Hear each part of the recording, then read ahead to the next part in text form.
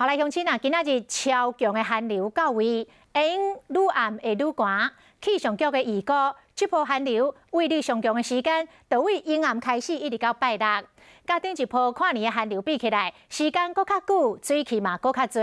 所以中部以北甲北部的高山拢有机会来落雪。气象局嘛针对着21个县市来发布着低温的特报，尤其是桃园、新竹甲苗栗的乡亲，一定要穿好烧，讲这个体感温度会降到零下2度。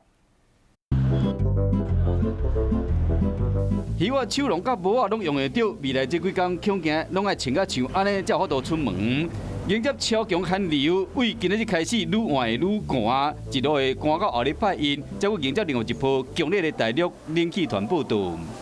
明天的清晨到后天的清晨这段时间，预计中部以北跟东北部的低温大概只有6到7度左右。在竹苗的沿海地区的话，有些地区有可能到0到-2度左右的体感低温。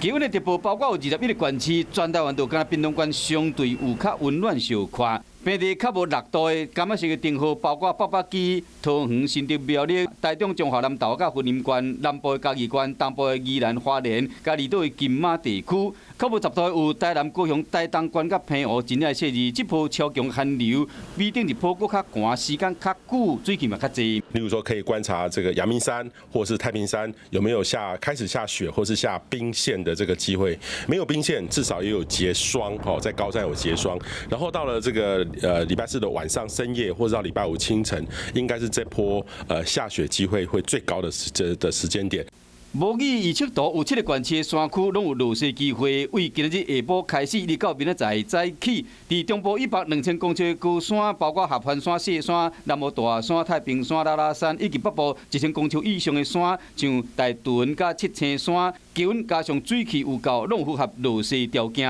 敢有法度搁看到雪，民众真期待。是讲若要上山赏雪，挑战0度以下气温，绝对要穿好烧，嘛要做好万全的准备。